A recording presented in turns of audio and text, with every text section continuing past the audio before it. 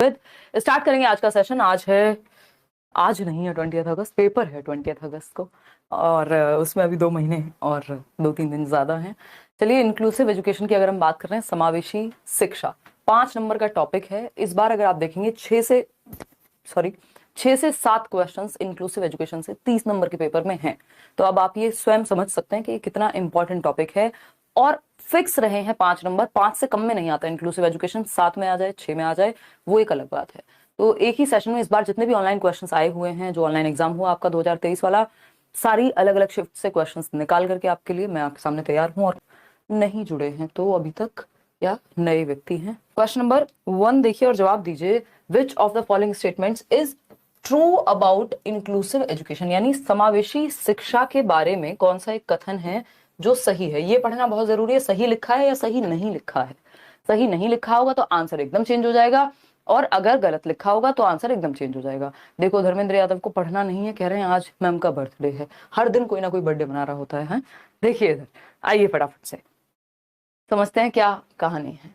अगर हम बात करते हैं पहले ऑप्शन की, इंक्लूसिव एजुकेशन का मतलब है इंक्लूड करना। ये वर्ड ही बना है इंक्लूजन से, यानी समावेशन, इंक्लूड करना। किसको इंक्लूड करना? For all children. Education for all children में विश्वास रखता है, यानी हर प्रकार के बच्चे को क्लासरूम में कंफर्टेबल महसूस कराना या उसको सिखा पाना, उसको इंक्लूडेड फील कराना, अलग थलग महसूस ना कराना। चाहे वो किसी भी जाति से हो, संप्रदाय से हो, समूह से हो, उसको कोई अक्षमता हो, कोई डिसेबिलिटी हो, कोई गिफ्टेडनेस है, क्रिएटिविटी है, अच्छा है, बुरा है, जो भी आपको लगता हो अपनी नजर में, लेकिन सारे बच्चे आपको इंक्लूड करके चलने हैं।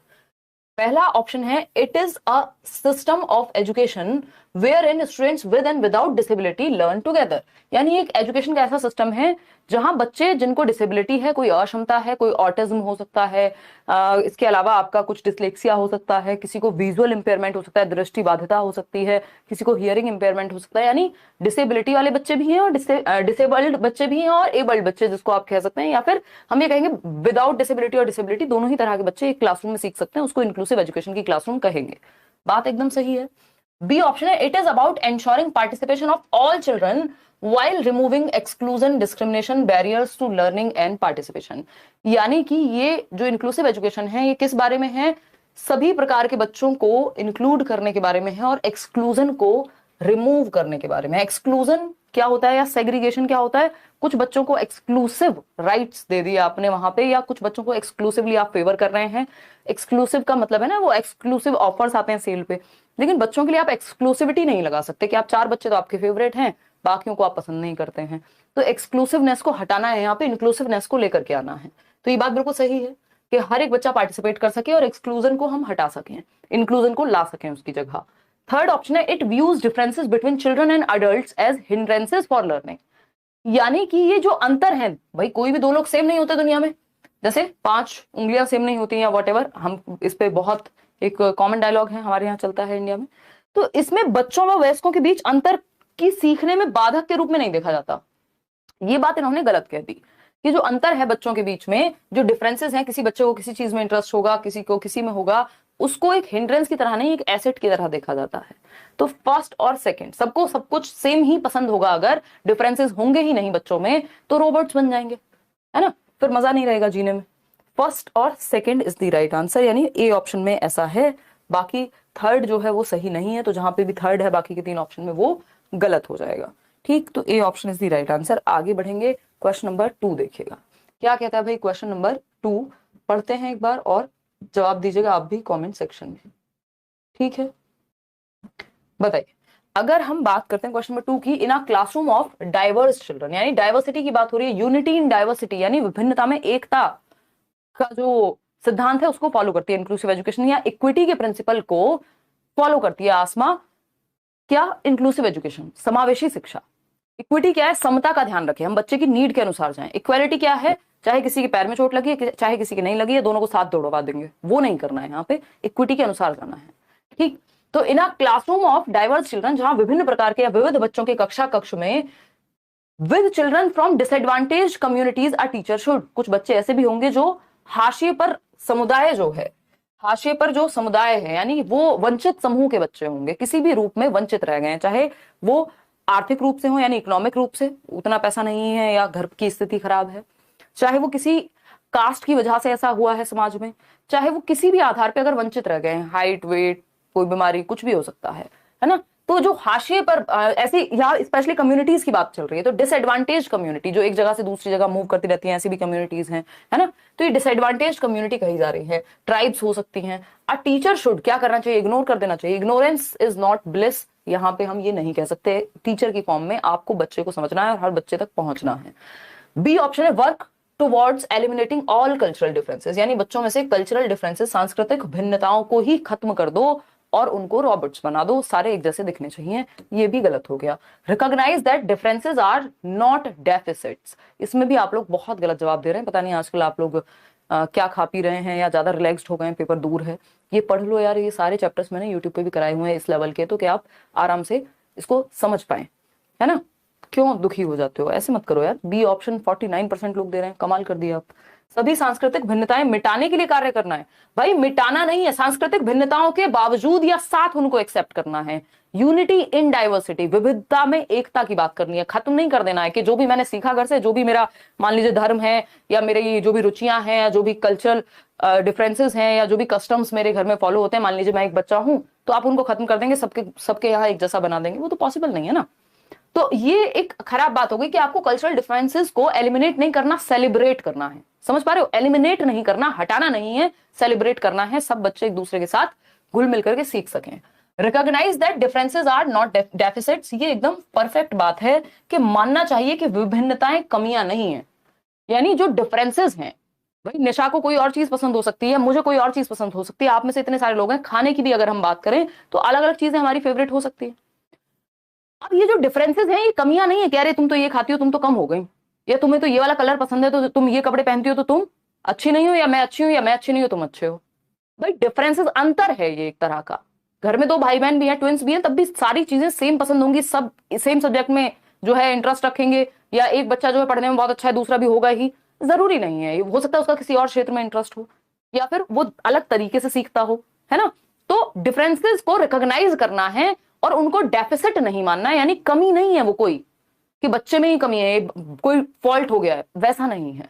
Identify children who can learn and focus on them only. Only का मतलब है एक तरफ लेके जा रहा है क्वेश्चन आपको, यानी सिर्फ उन बच्चों को पहचानो जो सीख सकते हैं और बाकियों को मत पहचानो। तो ये हमने चाइल्ड सेंटर्ड एजुकेशन में भी पढ़ा था कि हर बच्चे में सीखने की क्षमता होती है, यानी every child has an ability to learn, उसके अंदर एक क्षमता है सीखने की, बस आपको सिखाने का तरीका ढूंढना है। तो सी ऑप्शन सही है कि यह मानना चाहिए कि विभिन्नताएं कमियां नहीं होती हैं, ठीक है ना। अलग वो हैं वो बच्चे, इसका मतलब ये नहीं कि वो कमियां हैं, मिटा नहीं सकते हैं आप। यहाँ पे ये नहीं कहा है कि डेफिसिट जो उनका हाशिए पे होना है उसको मिटाना है, नहीं, उनको इंक्लूड कैसे करना है उसकी बात हुई है। आप कोई पॉलिटिशियन थोड़ी है कि सब कुछ परिवर्तन वैसे वाला कर देंगे, आप सारी व्यवस्थाएं बदल देंगे। आप बच्चों को कम से कम अलग थलग ना महसूस कराएं, उसको सिखा पाए अच्छे से, आपका ये काम है।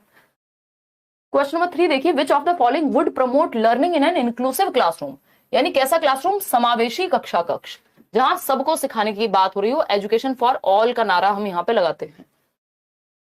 तो कौन सा तरीका है जो इंक्लूसिव क्लासरूम को प्रमोट करेगा। पहला ऑप्शन है पहला ऑप्शन है कॉम्पिटिटिव ईथॉस, यानी ऐसा माहौल, ऐसी संस्कृति जहां सब कंपटीशन कर रहे हो, कट थ्रोट कंपटीशन हो, मेरा एक नंबर तेरे से ज्यादा और मैं तेरे से बढ़िया, ये वो, मतलब कंपटीशन कंपटीशन कंपटीशन कंपटीशन नहीं, कोलैबोरेशन की तरफ लेके जाना है बच्चे को।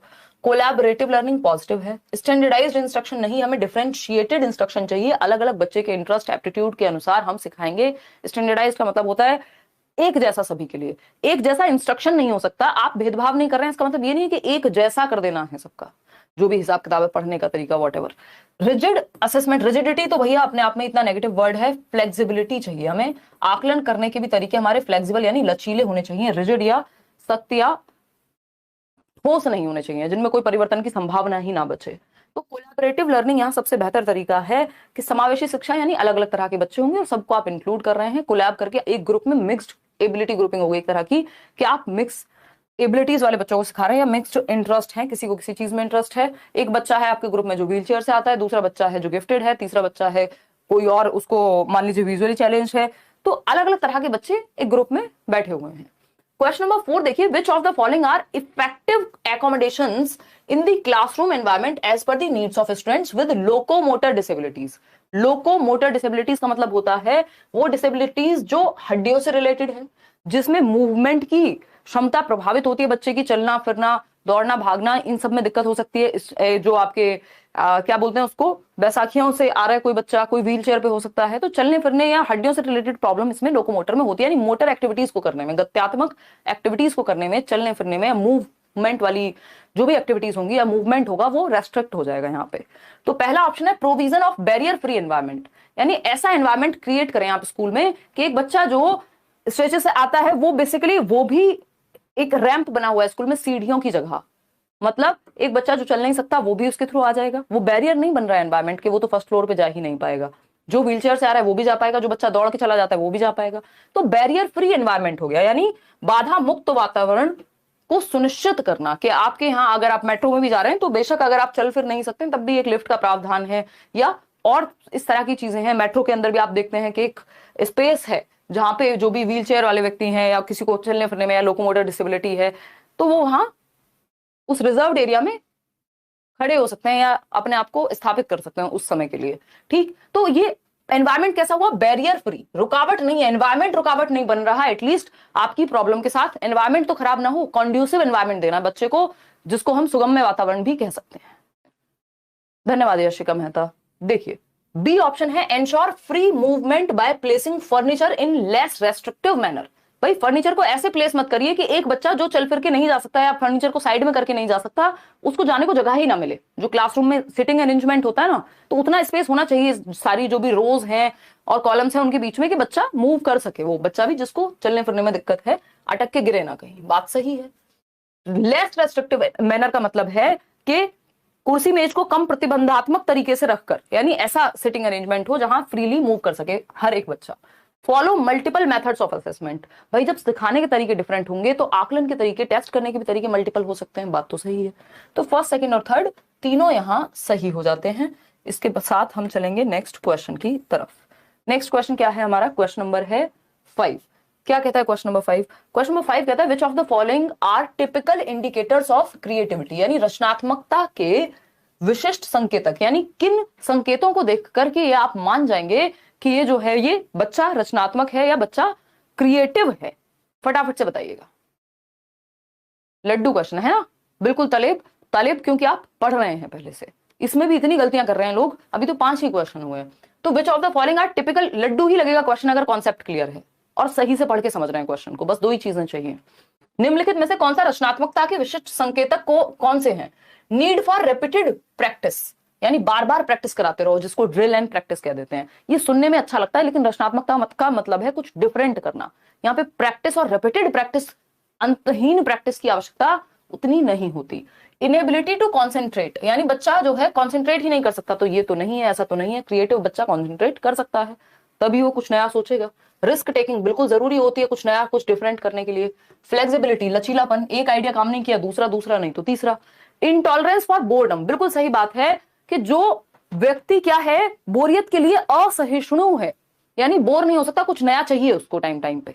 तो ये क्या हो गया, हम ये कहेंगे कि इसको छोड़ दें अगर हम नीड फॉर रेपिटेड प्रैक्टिस को, तो सेकंड, थर्ड, फोर्थ और फिफ्थ। इनेबिलिटी टू कॉन्सेंट्रेट, यानी ध्यान केंद्रित करने में असमर्थता होती है, ये भी गलत हो गया। फर्स्ट सेकंड को हटा दीजिए, थर्ड, फोर्थ और फिफ्थ हमें सही लग रहे हैं। कहीं ऑप्शन में है। B option is the right answer, जो आप लोग 75% लोग दे भी रहे हैं। तो ये क्वेश्चन इजी था अपने आप में, लेकिन ये ऑप्शंस का कॉम्बिनेशन ऐसा देंगे कि आप फंस सकते हैं। ठीक है जी, चलिए आगे बढ़ते हैं नेक्स्ट क्वेश्चन पे। क्वेश्चन नंबर 6 देखिएगा एक बार। क्वेश्चन नंबर 6 देखेंगे, पढ़ेंगे क्या है कहानी। क्वेश्चन नंबर 6 कहता है to promote inclusion in education a teacher should create a class environment which, यानी अगर आपको इंक्लूजन को इंश्योर करना है कि सभी बच्चे इंक्लूडेड महसूस करें, सभी बच्चों को समावेशन के लिए बढ़ावा देना है, तो एक अध्यापक को ऐसा कक्षा वातावरण पैदा करना चाहिए। कैसा कक्षा वातावरण कि हर बच्चा सीख सके, चाहे वो उसका आईक्यू कितना भी हो, या मतलब गिफ्टेड है या एवरेज आईक्यू वाला बच्चा है, या फिर बॉर्डर पे भी कहीं है, किसी बच्चे को कोई समस्या है, चलने फिरने में हो सकती है, देखने में हो सकती है, सुनने में हो सकती है, हर तरह का बच्चा सीख पाए। तो पहला ऑप्शन है नर्चर्स एक्सेप्टेंस ऑफ डाइवर्सिटी, यानी कि विविधता के प्रति इस चीज को एक्सेप्ट करना बिल्कुल एक इंपॉर्टेंट और पॉजिटिव एनवायरनमेंट क्रिएट करेगा, इससे हर बच्चे को आप इंक्लूड कर पाएंगे। प्रमोट्स स्टीरियोटाइप्स एंड लेबलिंग, ये एकदम नेगेटिव वर्ड होता है, लेबल करना, बच्चे पे ठप्पा लगाना, तुम बेस्ट हो, तुम खराब हो, तुम ये हो, तुम वो हो, तुम इस जाति से हो, इस समूह से हो, लड़कियां नहीं सीख सकती, ये स्टीरियोटाइप्स हो गए, फिर गड़बड़ हो गया मामला। Nurtures entity belief about ability, यानी कि योग्यता के बारे में सत्व धारणा को पोषित करना। हो सकता है कि नहीं हो सकता, कि मतलब एबिलिटी तो फिक्स्ड होती है, ऐसा भी हम एस्टेब्लिश नहीं कर सकते। Promotes competitive feeling among students, ये भी खराब बात हो गई। तो इंक्लूसिव एनवायरनमेंट उसी को कहेंगे जहां पर विविधता के प्रति ग्रहण को पोषित करने की भावना हो, यानी एक्सेप्टेंस है कि बच्चों में डाइवर्सिटी हो सकती है, सबको एक जैसे होने की जरूरत नहीं है, रोबोट्स बनने की जरूरत नहीं है। क्वेश्चन नंबर 7 देखिए, ये क्या कहता है भाई, for successful inclusion of students belonging to disadvantaged groups, यानी ऐसे बच्चे जो हाशिए पर हैं, जो वंचित समूह वर्ग से आते हैं, किसी भी जाति संप्रदाय, आर्थिक स्थिति, भाषा, किसी भी आधार पे जिनको हाशिए पर रखा गया है, उनको समावेशित करने के लिए कौन सा तरीका जो है आपका बेहतर होगा, बताइए फटाफट से बताओ, लड्डू वड्डू मत खाओ कमेंट्स में, आंसर करो फटाफट। कोई क्या, हाँ हाँ ब्राउनी खा रहे हैं मैडम। देखिए, पिछड़े वर्गों से आने वाले विद्यार्थियों के सफल समावेशन के लिए क्या करना चाहिए, teach them in a separate section, बच्चे को सेपरेट नहीं करना है। इंक्लूजन में सेग्रीगेशन, अलगाव नहीं चाहिए, इंक्लूड करना है, अलग थलग नहीं करना, एक्सक्लूजन नहीं लेके आना, एक्सक्लूसिव नहीं बनाना। Promote sense of belonging among them, यानी वो बच्चे भी बिलोंग्ड महसूस करें कक्षा में, उनमें अपनेपन की भावना को बढ़ावा दिया जाए, कि वो चाहे किसी भी वंचित समूह से आ रहे हो, पिछड़े वर्ग से आ रहे हो, उनको कक्षा में आकर के लगे यार ये तो मेरे ही लोग हैं, या टीचर मुझे भी इंपॉर्टेंस देती है, या मैं भी अपने दोस्त बना सकता हूं यहाँ पे, तो उनको एक्सेप्टेंस यानी स्वीकार्यात्मकता का भावना आनी चाहिए उनमें। इग्नोर कर देंगे, इग्नोर करने से सॉल्यूशन नहीं निकलता। Make tuition taking after school compulsory, जो बहुत स्कूल्स में होता है कि नंबर चाहिए तो ट्यूशन पढ़ लो स्कूल के मास्टर से या मास्टरनी जी से, तो ये एक गड़बड़ अप्रोच है। तो बी ऑप्शन एकमात्र सही उत्तर यहाँ हो जाता है इस हिसाब से, जहां एक्सेप्टेंस की बात हुई है। क्वेश्चन नंबर 8 देखिएगा, ये कहता है स्टूडेंट्स विद डिसकैलकुलिया, डिसकैलकुलिया समझते हैं, कैलकुलेशन से संबंधित है, बोलने में ही पता लग रहा है हमें, गुणन वैफल्य या गुणज वैफल्य कह देते हैं इसको। तो गुणज का मतलब क्या है, गणना करने से संबंधित है।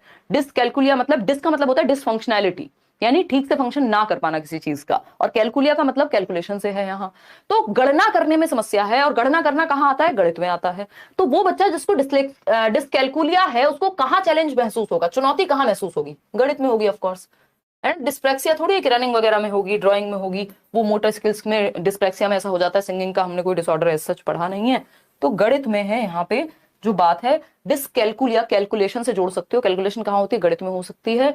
बच्चे को मान लीजिए ये कुछ क्या करना था, ऐड करना था, तो वो अब गड़बड़ ऐड कर सकता है, कैलकुलेशन में उसको प्रॉब्लम हो सकती है, आगे पीछे कर सकता है। तो A option is the right answer over here. आगे बढ़ेंगे नेक्स्ट क्वेश्चन पे, इसमें डिसेबिलिटी के भी सारे क्वेश्चन जो इस बार के आए हुए हैं इंपॉर्टेंट, वो सब इंक्लूडेड हैं। क्वेश्चन नंबर 9 देखिए, which of the following provisions become a barrier for inclusion of students with visual impairment, यानी कौन सी एक चीज रुकावट बनेगी उन बच्चों के लिए जिनको दृष्टि बाधिता है, जिनको देखने में समस्या है।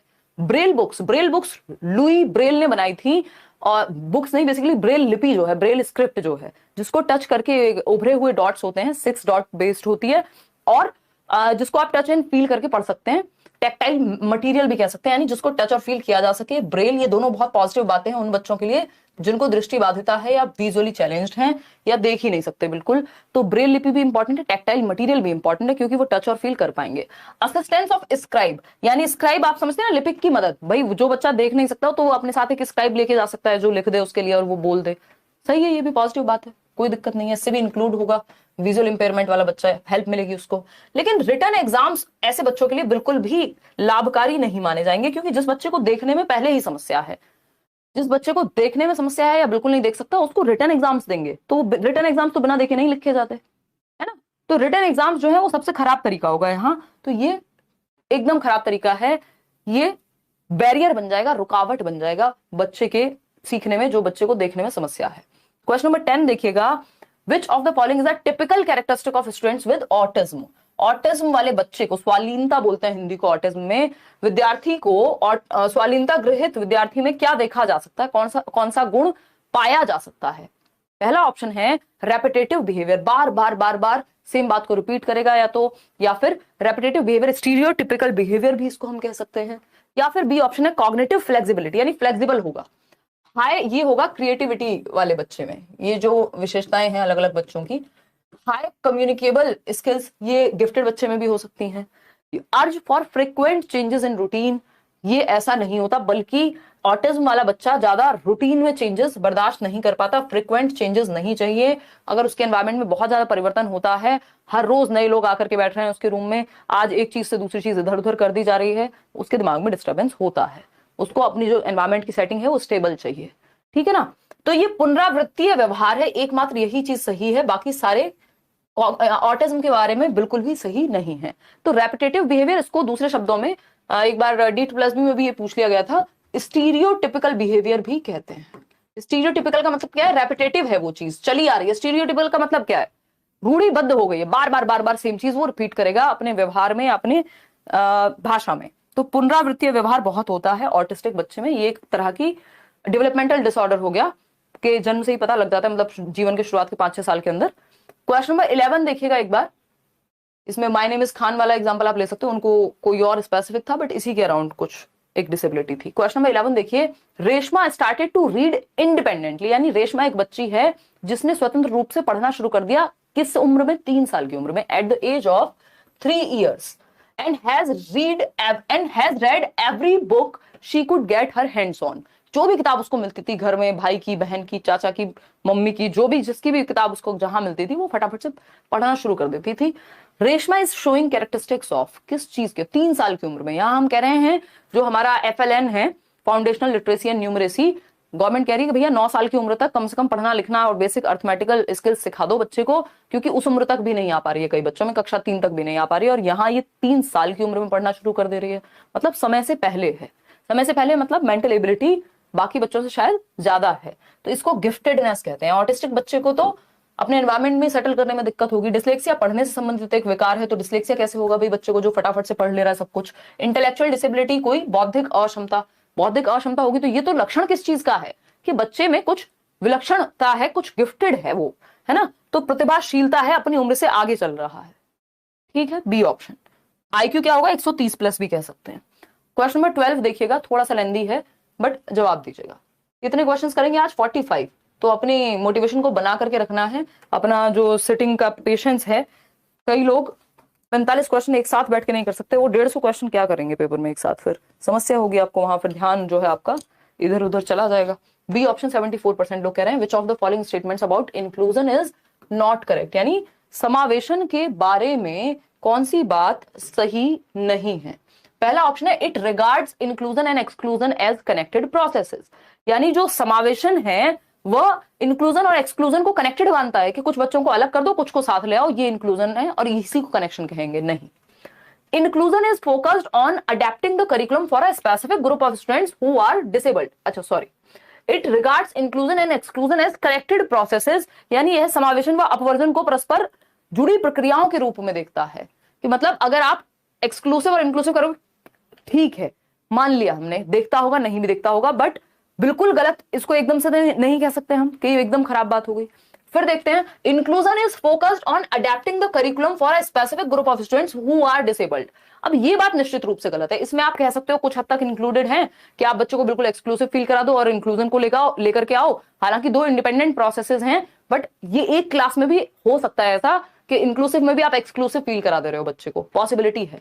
लेकिन बी में 0% पॉसिबिलिटी है कि inclusion is focused on adapting the curriculum for a specific group of students who are disabled, यानी समावेशन केवल एक खास वर्ग के व्यक्ति जो दिव्यांग हैं उनकी जरूरतों के अनुरूप पाठ्यचर्या के अनुकूलन पर केंद्रित है। ये बात एकदम खराब हो जाएगी कि कुछ स्पेसिफिक ग्रुप के लिए इंक्लूजन होता है, हर तरह के बच्चे के लिए, फॉर ऑल चिल्ड्रन। तो ये तो 100% गलत है, इसमें डाउट नहीं है। फिर भी बाकी के 4 ऑप्शन ढूंढ लेते हैं। इंक्लूजन बेनिफिट्स ऑल स्टूडेंट्स, यही सही बात है। Inclusion is a process in which a school attempts to respond to all students as individuals, यानी हर एक बच्चा अपने आप में एक व्यक्तिगत अपनी क्षमता लेकर के आता है या एक व्यक्ति है, इस बात को हम महत्वपूर्ण मानते हैं। स्पीड ज्यादा जा रही है ना? हाँ मुझे भी लग रहा है सौम्या, ठीक है थोड़ा स्पीड स्लो कर लेते हैं। तो समावेशन केवल एक खास वर्ग के व्यक्ति जो दिव्यांग है उनकी जरूरतों के अनुरूप पाठ्यचर्या के अनुकूलन पर केंद्रित है, ऐसा कहना गलत होगा क्योंकि ये सभी के लिए है, ठीक है। समावेशन व अपवर्जन को परस्पर जुड़ी प्रक्रियाओं के रूप में देखा जा सकता है, ये संभावना है। तो गलत क्या है? बी ऑप्शन, जो गलत है वही सही है क्योंकि पूछा ही गलत है। तो ये थोड़ा सा कंफ्यूजिंग हो जाएगा क्योंकि आपको एग्जैक्ट गलत ढूंढना है। थोड़ी बहुत जो मान लीजिए हम बहुत ज्यादा सहमत नहीं है ए ऑप्शन से भी, लेकिन वो है तो एक क्लासरूम के अंदर ही ना, एक्सक्लूजन और इंक्लूजन पॉसिबल है कि आपने कुछ ग्रुप अलग बना दिया। क्वेश्चन नंबर 13 देखिए, फटाफट से समझेंगे। क्वेश्चन नंबर 13 है असर्शन। ये बड़े क्वेश्चन हैं, ऐसे क्वेश्चन भी आए हुए हैं। कथन और तर्क। कथन क्या है? In a classroom of diverse learners, यानी एक विभिन्नता वाली कक्षा में जहां अलग अलग प्रकार के बच्चे निवास करते हैं या हैं प्रेजेंट। ठीक है ना? ठीक है, आज हमें फीवर आ गया फिर भी आपकी क्लास लेने आए हैं, मजा आ रहा है। बहुत बढ़िया अंशु। हाँ, ये देखो कोई कह रहा था तापसी पन्नू जैसे दिखते हो। ये भी आजकल कमेंट आ रहा है। आपका शर्ट का कलर अच्छा लग रहा है। अच्छा, धन्यवाद। कल एक व्लॉग आएगा, उसमें हम आपको बताएंगे। देखिए, in a classroom of diverse learners, यानी विविध विद्यार्थियों की कक्षा में शिक्षकों को यथोचित स्वायत्ता देनी चाहिए और पाठ्यचर्या और आकलन प्रणाली को लचीला बनाना चाहिए। यानी डाइवर्स लर्नर से अलग अलग तरह के बच्चे और फ्लेक्सिबिलिटी होनी चाहिए। बिल्कुल सही बात है, 100% बच्चों को इंडिपेंडेंस या स्वतंत्रता मिलनी चाहिए। करिकुलम भी फ्लेक्सिबल होना चाहिए। इसका रीजन क्या है? Children learn better when they take ownership and their learning needs are accommodated. यानी बच्चे बेहतर तब सीखते हैं जब वह प्रभुत्व लेते हैं। प्रभुत्व का मतलब यहाँ क्या है?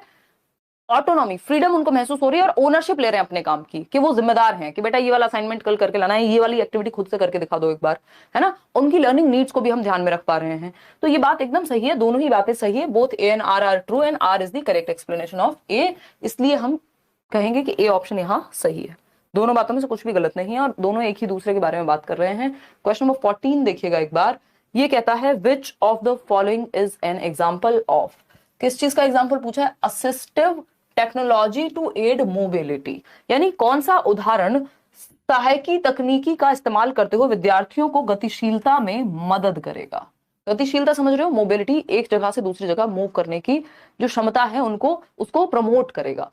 ऐसा बच्चा हो सकता है जिसको चलने फिरने में दिक्कत हो, तो उसके लिए मोबिलिटी में कौन सी चीज सहायक होगी?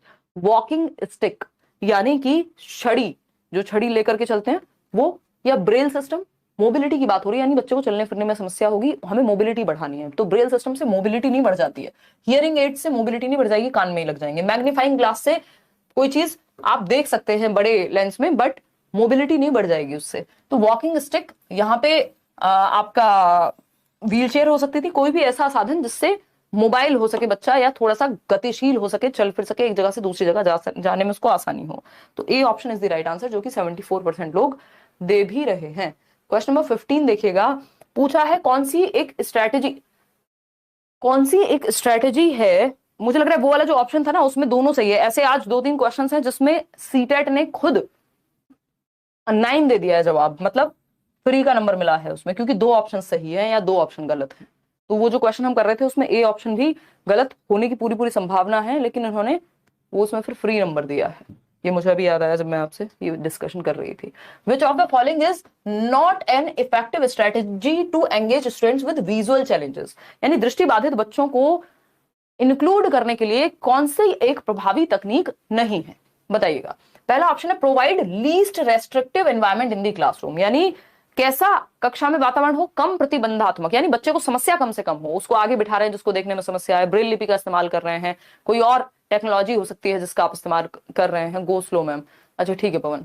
देखिएगा, तो कौन सा एक इफेक्टिव स्ट्रेटेजी नहीं है जब हम विजुअली चैलेंज बच्चे को इंक्लूड कर रहे हैं? प्रोवाइड लीस्ट रेस्ट्रिक्टिव, यानी रेस्ट्रिक्शन कम से कम हो। रेस्ट्रिक्शन का मतलब है समस्या कम से कम हो बच्चे को सीखने में। बी ऑप्शन है eliminate unnecessary obstacles from classroom, यानी बेवजह के जो ऑब्स्टेकल्स हैं, समस्याएं हैं, शोर आ रहा है कहीं से, या ऐसी कुछ सिटिंग पोजीशन खराब है या अरेंजमेंट खराब है, तो उसको आप ठीक कर रहे हैं। Present the concepts in multiple ways, एक तरीके से नहीं मल्टीपल वेज में समझाते हैं, ताकि जिसको एक तरीके से समझ में आया हो क्या पता दूसरे तरीके से आ जाए। Focus on segregation of the students and always make them sit separately. देखो ये सेपरेशन वर्ड, सेग्रीगेशन वर्ड, ये अगेंस्ट है इंक्लूजन के प्रिंसिपल के। तो इंक्लूसिव एजुकेशन का जस्ट ऑपोजिट है सेग्रीगेशन, एक्सक्लूसिव एजुकेशन या सेपरेशन।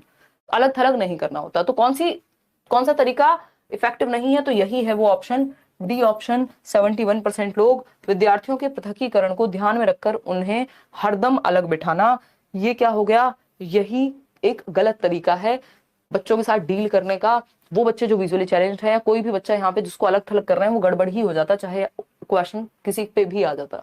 क्वेश्चन नंबर 16 देखिएगा, व्हाट इज क्रिएटिविटी, रचनात्मकता क्या है। पहला ऑप्शन है एबिलिटी टू क्रिएट और discover something that is novel. इस क्वेश्चन में भी पंगा है, इसमें आप आंसर देंगे ना तो दिक्कत होगी। एबिलिटी टू क्रिएट और discover something that is novel, यानी कुछ नया डिस्कवर करना, कुछ मौलिक डिस्कवर करने की क्षमता। बात तो सही है, क्रिएटिविटी कहते हैं इसको। Ability to repetitively perform an action without being bored, यानी आप रेपिटेटिवली किसी काम कर रहे हैं और बोर नहीं हो रहे। या फिर ability to rote memorize sequences of numbers, गड़बड़ है बात। Ability to do convergent thinking, ये भी क्रिएटिविटी का लक्षण नहीं है, है ना। और आप बोर नहीं हो रहे, रेपिटेटिवली करते जा रहे हैं, ये भी हम नहीं कहेंगे कि क्रिएटिविटी का लक्षण है कोई। कुछ नया तभी तो सोचेंगे जब आप एक चीज करते हुए हमेशा तक नहीं चल सकते, तो कुछ ऐसा बनाना जो आप खोजना जो कि मौलिक हो। इसमें भी फ्री का नंबर इन्होंने दिया है। आगे बढ़ेंगे क्योंकि दो ऑप्शंस को बहुत क्लोज लेकर के आ गए। क्वेश्चन नंबर 17 देखिएगा, ये भी असर्शन और रीजनिंग वाला क्वेश्चन है। फटाफट से जवाब देंगे, बताएंगे क्या कहानी है। पोल मिलेगा अभी, डोंट वरी, टेंशन क्यों लेते हो यार। कोशिश करेंगे कल से 9:15 शुरू कर पाए, कई दिनों से यही चीजें चल रही हैं, थोड़ा सा लेट हो जाता है कई लोगों के लिए, है ना। आज सैटरडे है, हालांकि कल तो संडे वार्ता होनी है।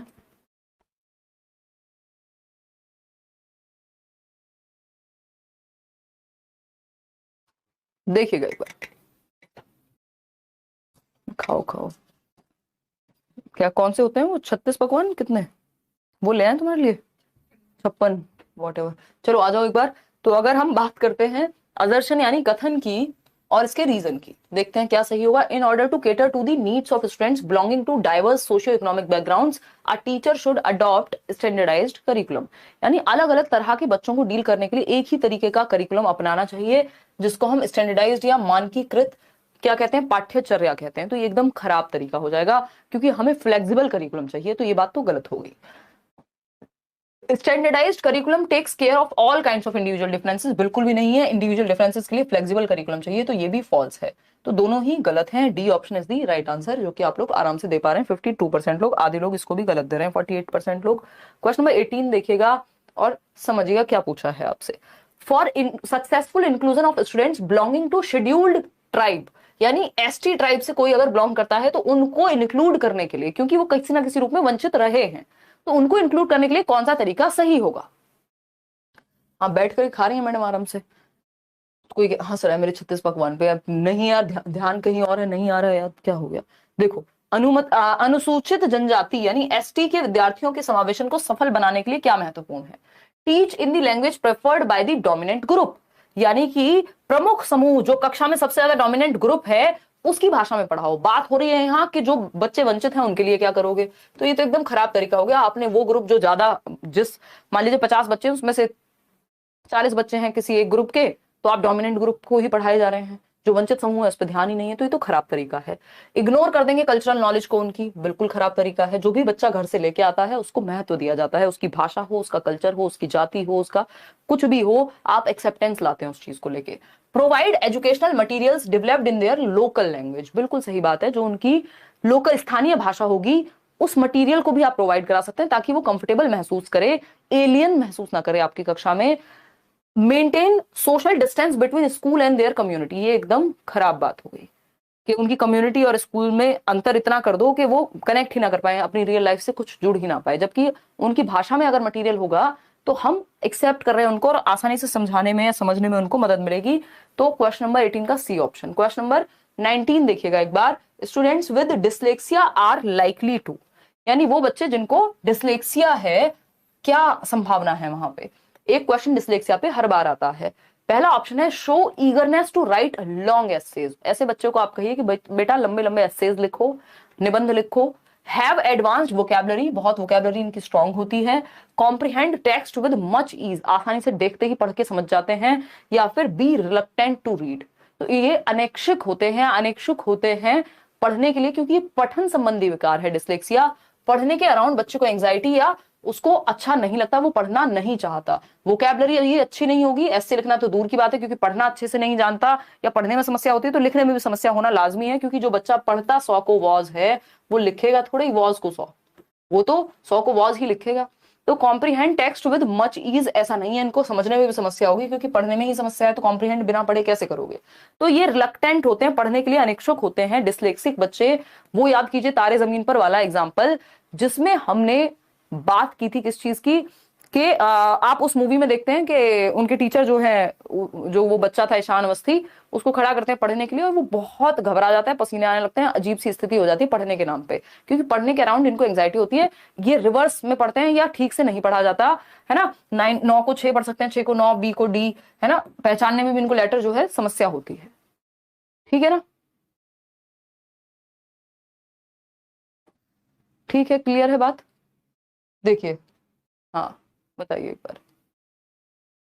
वाह वाह, श्वेता करें कल के ब्लॉग में आप साड़ी पहनेगा, और कुछ थोड़ा फास्ट कीजिए, बस आप ही के अनुसार चलती रहेंगी चीजें, जैसे आप कहें बटन दबाइए, बस काम ऐसे वहां पे लिखना है बस, है ना। अरे चल जाएगा यार, कर रहे हैं, नॉर्मली चल लो। देखो, पढ़ने के लिए अनिच्छुक होती है, यानी रिलक्टेंस होती है, पढ़ने के अराउंड इनको एंग्जाइटी होती है डिस्लेक्सिक बच्चे को। क्वेश्चन नंबर 20 देखिए एक बार, क्या कहता है question number 20, which of the following becomes a barrier, यानी रुकावट कौन सा बनता है for inclusion of students with visual impairments. Visual impairment पे भी बहुत क्वेश्चन आता है, क्योंकि ऐसे बहुत बच्चे हो सकते हैं जिनको देखने में समस्या पाई जाए। ठीक है ना शिवानी, धन्यवाद। तो Braille books, audio taped notes, verbal descriptions of visual aids, या रिटन और प्रिंटेड मटेरियल। देखिए ये तो सबसे बड़ा बैरियर है कि रिटन मटेरियल ऐसे बच्चे को दे रहे हो आप जो देख ही नहीं सकता। अब मैं कहूं कि बोर्ड पे देख के पढ़ लो और किसी को देखने में ही समस्या है, तो ये तो खराब तरीका हो गया, इंक्लूजन का तरीका नहीं है, ये तो सेग्रीगेट कर दिया आपने बच्चे को, ये बैरियर बन जाएगा बच्चे के लिए, क्योंकि वो प्रिंटेड मटेरियल देखने में ही उसको समस्या है। जब ऑडियो बुक वो सुन सकता है, ब्रेल लिपि के थ्रू वो टच करके पढ़ सकता है, वर्बल डिस्क्रिप्शन अगर विजुअल एड्स हो, जैसे जो लिखा हुआ है वो कोई सॉफ्टवेयर बोल के बता दे ऐसे बच्चे को जो देख नहीं सकता, तो ये हेल्पफुल है तीनों। लेकिन ये हेल्पफुल नहीं होगा, ये बैरियर बन जाएगा, रुकावट बन जाएगा दृष्टिबाधित विद्यार्थी के लिए। क्वेश्चन नंबर 21 देखिए, 21वां सवाल क्या कहता है भाई, ये कहता है which of the following is directly associated with ADHD, यानी attention deficit hyper activity disorder से कौन सा सीधे तरीके से संबंधित है। पहला ऑप्शन है निम्नलिखित में से क्या ध्यानाभाव एवं अति सक्रियता विकार से संबंधित है। अब हिंदी में इसके इतने ट्रांसलेशन हो जाएंगे, हर साल एक नया ट्रांसलेशन आपको देखने को मिल जाएगा, लेकिन आपको इंग्लिश में ये क्या है, एक डिसेबिलिटी है, एक समस्या है क्या, एडीएचडी। एडीएचडी बोले तो अटेंशन डेफिसिट, यानी बच्चे की अटेंशन में, अवधान में कमी है, और बहुत ज्यादा हाइपर एक्टिव है। वो एक्टिव नहीं है, एक होता है एक्टिव मतलब सक्रिय है बच्चा, हाइपर एक्टिव है, वो 1 मिनट टिक के बैठ नहीं पाता, उछलता कूदता रहेगा क्लास में, है ना, तो अटेंशन उसकी ज्यादा देर टिकती नहीं है। तो ऐसे बच्चे, ये जो एडीएचडी डायरेक्टली किससे संबंधित है, नाम से ही पता लग रहा है अटेंशन में डेफिसिट है और हाइपर एक्टिविटी है। हाई अटेंशन स्पैन, भैया अटेंशन में तो डेफिसिट है, आप कह रहे हो हाई है अटेंशन स्पैन, तो ये तो ऑपोजिट बात हो गई, ये आपको पागल बनाने के लिए यानी डिस्ट्रैक्ट करने के लिए ऑप्शन लगाया गया है। परसिस्टेंट इंपल्सिविटी, बिल्कुल सही बात है, बच्चा क्या है, इंपल्सिव होता है, इसलिए टिक के बैठ नहीं पाता, हर मिनट उसके अंदर कुछ ना कुछ उछलता रहता है जो उसको टिक के नहीं बैठने देता। लो एक्टिविटी लेवल्स, ऐसा नहीं है एक्टिविटी हाई लेवल के, इवन हाइपर एक्टिव है वो। Extended patience to listen, patience की तो बहुत कमी है, ऐसे बच्चों को बहुत ही छोटे छोटे टास्क देने पड़ते हैं जो समय में ब्रेक करके आप देंगे। 30 मिनट का काम इनको एक साथ नहीं, इनको 5 मिनट में भी हो सकता है तोड़ के देना पड़े कोई काम, 5-5 मिनट के उसमें, मतलब आप छोटे टाइम स्लॉट्स में तोड़ सकते हैं ऐसे बच्चे के लिए, क्योंकि इनकी अटेंशन ज्यादा देर तक टिक करके नहीं रह पाती। तो उच्च अवधान अवधि होती है, ये बात एकदम गलत है। पूछा क्या था हमसे, ये भूल गए हम, लेकिन डायरेक्टली एसोसिएटेड है, तो डायरेक्टली एसोसिएटेड है लो एक्टिविटी लेवल, परसिस्टेंट इंपल्सिविटी। परसिस्टेंट इंपल्सिविटी ही डायरेक्टली रिलेटेड है, बाकी तो ऑपोजिट बात कर रहे हैं। तो परसिस्टेंट इंपल्सिविटी है यहाँ पे दृढ़ आवेगशीलता, यानी बहुत ज्यादा इंपल्सिव है, हाइपर एक्टिव है, इंपल्स को कंट्रोल नहीं कर पाते, जो मन में आ रहा है कर रहे हैं। तो B option is the right answer. आगे बढ़ेंगे, क्वेश्चन नंबर 22 पे क्या कहता है ये देखेंगे एक बार, फटाफट से समझते हैं। Question number 22, inclusion as a philosophy and practice is situated in the context of diversity, यानी जो इंक्लूजन है, जो समावेशन का ये जो संप्रत्यय है, इसके पीछे की जो फिलोसफी है, जो थॉट है, वो क्या है, विभिन्नता के संदर्भ में बात है कि बच्चों में विभिन्नता होती है। तो ये किस चीज को इंक्लूड करता है, कैसी विभिन्नता को इंक्लूड करता है, लिंग्विस्टिक डाइवर्सिटी, यानी भाषा के आधार पर विभिन्नता हो सकती है। 4 बच्चे, कोई पंजाबी बोलेगा, कोई गुजराती बोलेगा, कोई मराठी बोलेगा, कोई और भाषा बोल सकता है, लाइक शेयर करना आप भूल जाते हैं, है ना, तो बिल्कुल सही बात है। जेंडर डाइवर्सिटी, भाई अलग अलग जेंडर को एक क्लास में केटर किया जा सकता है। सोशियो, यानी जेंडर का डिफरेंस हो सकता है बच्चों में। सोशियो कल्चरल डाइवर्सिटी, अलग अलग समाज संस्कृति से भी बच्चे आ सकते हैं। एबिलिटी एंड डिसेबिलिटी, ये भी संभावना है ना, किसी चीज में कोई बहुत अच्छा होगा, दूसरे किसी को किसी चीज में समस्या हो सकती है। तो डाइवर्सिटी हर एक आधार पे इंक्लूडेड होती है इंक्लूसिव क्लासरूम में। फर्स्ट, सेकंड, थर्ड, फोर्थ चारों सही है यहाँ पे। ठीक है ना। फर्स्ट सेकंड थर्ड का आई थिंक कोई ऑप्शन भी नहीं था, तो अगर हम एबिलिटी और डिसेबिलिटी को हल्का सा कम बेहतर भी माने तब भी हमारे पास ऑप्शन नहीं है, तो कई बार ऑप्शन के अनुसार भी जाना पड़ता है। हालांकि ये योग्यता और विकलांगता इस तरह से लिखना बहुत ही पॉजिटिव बात नहीं है, बट ये जिस कॉन्टेक्स्ट में कह रहे हैं इन चारों ऑप्शंस को देखते हुए फिर हम समझ जाएंगे कि भैया ये कह रहे हैं कि अगर कोई किसी क्षेत्र में एबल है तब भी उसको इंक्लूड करना है, किसी क्षेत्र में कम एबल है उसको भी इंक्लूड करना है, इसी को इंक्लूजन कह रहे हैं। बात तो सही है, कोई दिक्कत परेशानी हो तो आप बता दीजिए। आगे बढ़ते हैं क्वेश्चन नंबर 23 पे। क्या है क्वेश्चन नंबर 23 है, students struggling with dash often face difficulties in mathematical concepts and computation. मतलब वो बच्चे जो किसी एक समस्या से संघर्ष कर रहे हैं, वो कौन सी समस्या आपको पहचानना है। डैश के साथ संघर्ष करने वाले छात्रों को अक्सर गणितीय अवधारणाओं और गणना में कठिनाइयों का सामना करना पड़ता है। अभी बताया था कैलकुलेशन से संबंधित, गणित से संबंधित, मैथमेटिक्स से संबंधित कौन सा एक डिसऑर्डर या डिसेबिलिटी है, वो है लर्निंग डिसेबिलिटी आपकी डिसकैलकुलिया। क्या है? डिसकैलकुलिया, गुणज वैफल्य या वैकल्य। डिसग्राफिया, ग्राफ से याद रखिएगा, ग्राफ किससे बनाते थे? हाथ से, तो राइटिंग से संबंधित है ना। ये इंपॉर्टेंट है, 3-4 ज्यादा।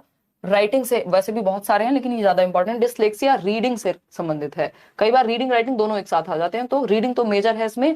ऑटिस्टिक बच्चा जो है वो रेपिटेटिव बिहेवियर करेगा, है ना, ज्यादा उसकी सराउंडिंग में अगर चेंज होगा तो चेंज को वो रिलक्टेंस होती है चेंज के प्रति, तो डिसकैलकुलिया होगा यहाँ पे जो सही उत्तर है कि कैलकुलेशन या कंप्यूटेशनल स्किल्स में प्रॉब्लम होगी बच्चे को। 24 देखिएगा एक बार, क्या कहता है?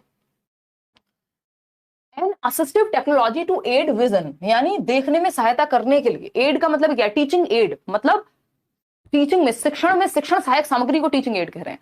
तो यहाँ पे बात किसकी हो रही है? जो विजुअली देखने में सहायक सामग्री होगी, कौन सी हो सकती है देखने वाले बच्चे के लिए? असिस्टिव टेक्नोलॉजी क्या हो सकती है बताइएगा एक बार। नाम ले लिया, फैबुलस फसाड, नाम तो देखो आपका क्या रखा है आपने। देखिए एक बार, दृष्टि की सहायता के लिए एक सहायक तकनीक है, बताइए। मतलब बच्चों को देखने में हेल्प होगी विजुअली चैलेंज बच्चे को, कौन सी एक तकनीक है? लार्ज प्रिंट वर्कशीट्स, हाँ भाई अगर मुझे कम दिखाई देता है तो मेरे लिए बड़े अक्षरों में लिखा जाना चाहिए, बात तो सही है। बजाय कि मैं इतना छोटा लिखूं बोर्ड पे, टीचर को इतना बड़ा लिखना चाहिए, मतलब थोड़ा सा लार्ज प्रिंट में अगर प्रिंटेड मटेरियल होगा तो सही है, हेल्प हो जाएगी। वॉइस एक्टिवेटेड कंप्यूटर, ये बात भी सही है। कैलकुलेटर्स, ये बात तो उतनी सही नहीं होगी। मैग्नीफाइंग ग्लास, कुछ हद तक कई लोग इसको मान लेते हैं, बट ये कोई बहुत लंबा अच्छा खासा तरीका नहीं है। आप मैग्नीफाइंग ग्लास लगा के हर वर्ड थोड़ी पढ़ते हैं, है ना। तो इसमें दोनों ऑप्शन सही हैं, और आई थिंक इसमें जो है इन्होंने एक फ्री का नंबर दिया हुआ है। आज के सेट में 2-3 क्वेश्चन ऐसे हैं जिसमें सीटेट ने खुद 2 ऑप्शन सही दे दिए हैं या 2 ऑप्शन गलत दे दिए हैं, तो उस चक्कर में इनको फ्री का नंबर फिर बाद में देना पड़ा। तो हम कहेंगे कि सबसे बेहतर ऑप्शन अगर यहाँ पे चूज करना हो तो हम कहेंगे वॉइस एक्टिवेटेड कंप्यूटर, कि जो अच्छी असिस्टिव टेक्नोलॉजी की अगर हम बात कर रहे हैं तो टेक्नोलॉजी की फॉर्म में वाक चलित कंप्यूटर, क्योंकि वर्कशीट जो है वो लार्ज प्रिंट वाली वो नॉर्मल चीज है, मतलब वो नॉर्मल टीएलएम है, teaching learning material. Assistive technology की अगर बात कर रहे हैं तो वॉइस एक्टिवेटेड कंप्यूटर होगा, यानी बच्चा अगर देख करके उसको नहीं चला पा रहा है तो वो बोल करके चला पाए, वॉइस से एक्टिवेट हो जाए, कमांड से चल जाए, जैसा आजकल आपके फोन्स में होता है। तो इसमें तो बी ऑप्शन है क्लियरली, चाहे सीटेट कुछ भी कहे। क्वेश्चन नंबर 25 देखिएगा। क्वेश्चन नंबर 25 है, typical identifying characteristics of creative children, यानी अगर आपको रचनात्मक बच्चों को पहचानना है तो उसकी मुख्य विशेषताएं कौन सी होंगी। पहला ऑप्शन है फ्लेक्सिबिलिटी होगी। भाई रचनात्मकता की 4 विशेषताएं होती हैं, 4 एलिमेंट्स होते हैं जो बताए हैं किसने? जॉय पॉल गिलफर्ड ने। अगर हम बात करें, फ्लेक्सिबिलिटी होती है, फ्लुएंसी होती है, ओरिजिनलिटी होती है, इलेबोरेशन होता है।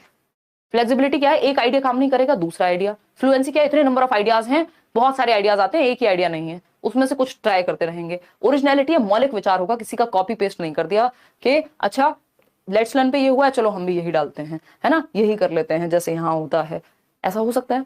इलेबोरेशन है, मतलब उस चीज को आप इन डेप्थ जा पा रहे हैं। तो फ्लेक्सिबिलिटी, फ्लुएंसी, ओरिजिनलिटी, ये तो बिल्कुल सही लक्षण है। High intellectual, social and emotional maturity, जरूरी नहीं है कि बिल्कुल गिफ्टेड बच्चा ही क्रिएटिव होगा, एवरेज बच्चा भी क्रिएटिव हो सकता है। Preference for simple task and low risk taking, नहीं, रिस्क टेकिंग ज्यादा चाहिए होती है जब भी आप कुछ नया करने की कोशिश कर रहे होते हैं। कन्वर्जेंट नहीं, डाइवर्जेंट और फ्लेक्सिबल थिंकिंग चाहिए, रिजिड नहीं। तो ए ऑप्शन है, विचारों का लचीलापन, प्रवाह और मौलिकता। ये 4 कैरेक्टरिस्टिक्स में से 3 ही ऊपर दिए हुए हैं फर्स्ट लाइन में। क्वेश्चन नंबर 26 देखिए और जवाब दीजिए। ये कहता है multiple ways of dash are of importance for successful implementation of universal design for learning, UDL. ये मैंने आपका चाइल्ड सेंटर्ड एजुकेशन में भी एक बार ये टॉपिक आया था, बहुत पहले ये क्वेश्चन आया करता था ऑफलाइन में, और इस बार से इन्होंने ऑनलाइन में भी पूछना शुरू कर दिया है। समझते हैं कहानी है क्या। अगर हम बात करें सीखने के सार्वभौमिक डिजाइन के सफल क्रियान्वयन के लिए डैश के कई तरीके महत्वपूर्ण हैं। यूनिवर्सल डिजाइन फॉर लर्निंग होता है हर तरह का बच्चा सीख पाए। एक क्लास में यूनिवर्सल डिजाइन है लर्निंग का। यूनिवर्सल मतलब सार्वभौमिक, सबके लिए अलग अलग कुछ कुछ है जिससे बच्चा इजीली सीख पाए। अगर हम बात करते हैं रिप्रेजेंटेशन, यानी multiple ways of representation are of importance, बिल्कुल सही बात है। यूनिवर्सल डिजाइन में जब मल्टीपल तरह के बच्चे हैं तो मल्टीपल तरह का रिप्रेजेंटेशन हो सकता है। किसी बात को दर्शाने के मल्टीपल तरीके हो सकते हैं, चार्ट भी हो सकता है, कुछ और भी हो सकता है। मल्टीपल एक्शन के तरीके हो सकते हैं, बिल्कुल सही बात है। एंगेजमेंट के तरीके हो सकते हैं बच्चे को, बिल्कुल सही बात है। अब इसमें फ्री का नंबर सीटेट ने 100% दिया है, 9 लिखा हुआ मिलेगा अगर आप आंसर की चेक करेंगे।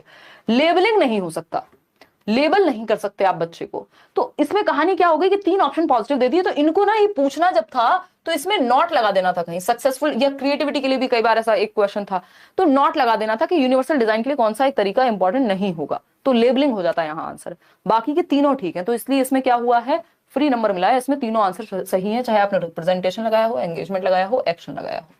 क्योंकि यूनिवर्सल डिजाइन सार्वभौमिक डिजाइन में मल्टीपल वेज ऑफ एक्शन, बच्चे अलग अलग तरीके से एक्टिव हो, एंगेज्ड हो, रिप्रेजेंटेशन चीज को प्रेजेंट करने का तरीका, डिफरेंट डिफरेंट टीचिंग मेथड्स, इन सबको इंक्लूड कर सकते हैं। लेकिन लेबलिंग, बच्चे पे ठप्पा लगाना, तुम फर्स्ट आते हो, तुम इस जाति से हो, तुम ये भाषा बोलते हो, तुम अच्छे नहीं दिखते, ये सब लेबलिंग है, ठप्पा लगा रहे हैं आप बच्चे पे। तो एक ही चीज नेगेटिव है, उसके अलावा तीनों पॉजिटिव है, तो ये तो क्वेश्चन ही इन्होंने गलत बनाया है। इसमें नॉट लगाना था और लेबलिंग बन जाता आंसर सही। फिर question number 27, providing opportunities to all students for achieving their potential, यानी हर बच्चे के अंदर जो छिपा हुआ पोटेंशियल है उस योग्यता को निखार करके लाने के लिए irrespective of variation in their abilities, यानी अलग अलग क्षमताएं हो सकती हैं लेकिन हर बच्चे में कुछ तो संभावना होगी ना। Every child has a potential, हमने चाइल्ड सेंटर्ड एजुकेशन में भी बात की थी। अब आप समझ पा रहे होंगे कि क्यों हम सीक्वेंस में चल रहे हैं सिलेबस के अकॉर्डिंग, क्योंकि एक टॉपिक दूसरे टॉपिक से जुड़ा हुआ है। ठीक, इज अ की ऑब्जेक्टिव ऑफ डैश क्लासरूम, किस तरह के क्लासरूम में हम ये मानते हैं कि हर एक बच्चे में क्या है, पोटेंशियल होता है। तो चाइल्ड सेंटर्ड अप्रोच ये मानती है, और चाइल्ड सेंटर्ड अप्रोच को फॉलो करके हम इंक्लूसिव एजुकेशन भी लगा रहे हैं कि हर बच्चे का ध्यान रखा जा सके। सिस्टम के लिए बच्चा नहीं है, बच्चे के लिए सिस्टम है, यानी change the system for the child, not change the child for the system. Opposite नहीं है इसका कि बच्चे के लिए सिस्टम बनाया गया, सिस्टम के लिए बच्चा नहीं बनाया गया कि चलो चलो सिस्टम बनाया, चलो बच्चे बनाते हैं, ये नहीं होता है। ठीक है ना, इसको अदरवाइज ना लेके जाएं। स्पेशल एजुकेशन नहीं, इंक्लूसिव एजुकेशन है ये कि भैया हर एक बच्चे में डाइवर्सिटी हो सकती है, एबिलिटीज में अंतर हो सकता है, किसी का किसी चीज में इंटरेस्ट हो, किसी बच्चे का किसी चीज में इंटरेस्ट हो, लेकिन इंक्लूसिव एजुकेशन ये मानती है कि हर बच्चे में कुछ ना कुछ क्षमता तो है, कुछ ना कुछ पोटेंशियल तो है। इंटीग्रेटेड में हम एडमिशन तो ले लेते थे लेकिन हर बच्चे की नीड्स केटर नहीं कर पाते थे, जबकि इंक्लूसिव में हम सिस्टम में चेंज भी लाते हैं। इंटीग्रेटेड में सिस्टम में चेंज नहीं आ पा रहा था उस लेवल पे। नॉन प्रोग्रेसिव नहीं, यहाँ प्रोग्रेसिव लिखा होता तो सही हो जाता, फिर इंक्लूसिव नहीं देते, एक ही तो ऑप्शन देना था सही। ठीक है ना। Thank you ma'am for these wonderful sessions. Thank you Avinash, धन्यवाद आप सभी का कि आप लोग इतना प्यार से पढ़ने आते हैं रात को। B option, question number 28। Question number 28 देखिएगा क्या कहता है भाई, to cater to children from disadvantaged background, वंचित समूह वर्ग के बच्चे, अलाभान्वित, जो लाभ नहीं मिला उनको, बेसिक सुविधाएं भी नहीं मिली। ठीक है ना शिवांगी त्रिपाठी, तो give them a lot of all written work. Written work, बच्चा एक्टिव होता है रिटर्न वर्क से, रट्टाफिकेशन हो गया, बार बार रेपिटेशन हो गया। Find out more about their context and involve them in class discussion, यानी वो बच्चे जो वंचित समूह से हैं, वंचित पृष्ठभूमि से हैं, उनके संदर्भ के बारे में उनको जानना और उनको इंक्लूड करना, उनकी रियल लाइफ से जुड़ गए आप यहाँ। Make them sit separately, separately नहीं बिठाना होता, कुछ बच्चों को अलग थलग बिठा दिया आपने, इग्नोर तो करके कोई सॉल्यूशन निकलना नहीं है, तो बी ऑप्शन ही एकमात्र सही उत्तर यहाँ हो जाता है। अभी तो हमारे पास 15 क्वेश्चन और हैं, 45 क्वेश्चन करने वाले हैं, क्योंकि ये बड़ा टॉपिक है, 5 नंबर फिक्स रहते हैं, उससे 7 नंबर तक भी इसमें जो है इस बार के सेट्स में ऑनलाइन आपको क्वेश्चन मिल जाएंगे। 6 क्वेश्चन 7 क्वेश्चन बहुत सारे सेट में, 5 तो मिनिमम आते ही हैं। विच ऑफ द फॉलोइंग, और वही बात है, बस घुमा फिरा के एक ही चीज को पूछा जा रहा है अलग अलग तरीके से। विच of the following learning disability, बस एक चीज को ध्यान में रखना है, हर बच्चे को इंक्लूड करना है, that's it. Which of the following learning disability impacts an individual's ability of balance, manual dexterity and hand-eye coordination? यानी निम्नलिखित में से कौन सी अधिगम अशक्तता, लर्निंग डिसेबिलिटी, ये वर्ड किसने दिया था, सैमुअल किर्क ने 1960s में, है ना। एलडी, लर्निंग डिसेबिलिटी, यानी लर्निंग में कोई डिसेबिलिटी, अब वो डिसलेक्सिया हो, डिसकैलकुलिया हो, डिसलेक्सिया हो, व्हाटएवर, लर्निंग डिसेबिलिटी जो वर्ड है एलडी, सैमुअल किर्क नाम के व्यक्ति ने, सैमुअल किर्क, हिंदी में भी किर्क ही कहेंगे नाम, 1960s में दिया था। ठीक है जी, तो यहाँ पे बात हो रही है impacts an individual's ability of balance, यानी बच्चा बैलेंस नहीं कर पाता खुद को, या एक इंडिविजुअल मैनुअल डेक्सटेरिटी, यानी कि शारीरिक निपुणता, मतलब कुछ ऐसे काम हो सकते हैं लिखना, बटन लगाना, कोई एक्टिविटी में उसको भाग लेने में समस्या हो रही हो। Manual dexterity and hand eye coordination, यानी हाथ और आंख के बीच में सामंजस्य। हाथ और आंख के बीच में सामंजस्य कब होता है? पेन पकड़ने में नहीं हो पा रहा, कोऑर्डिनेशन नहीं बन पा रहा, टाई बांधने में, बटन लगाने में, शू लेसेस बांधने में, जूते के फीते लगाने में, इन सब में एक हैंड आई कोऑर्डिनेशन चाहिए होता है ना। तो ये डिस्प्रेक्सिया का उदाहरण है, जिसमें मोटर एक्टिविटीज समझते हैं गत्यात्मक, चलना फिरना, दौड़ना, भागना, या ग्रॉस और फाइन मोटर स्किल्स आपको पता ही है इसमें। तो गति समन्वय वैकल्य है। डिस्लेक्सिया, डिस्कैल्कुलिया, डिस्फेजिया नहीं होगा। डिस्फेजिया होता है भाषा को समझने से संबंधित समस्या।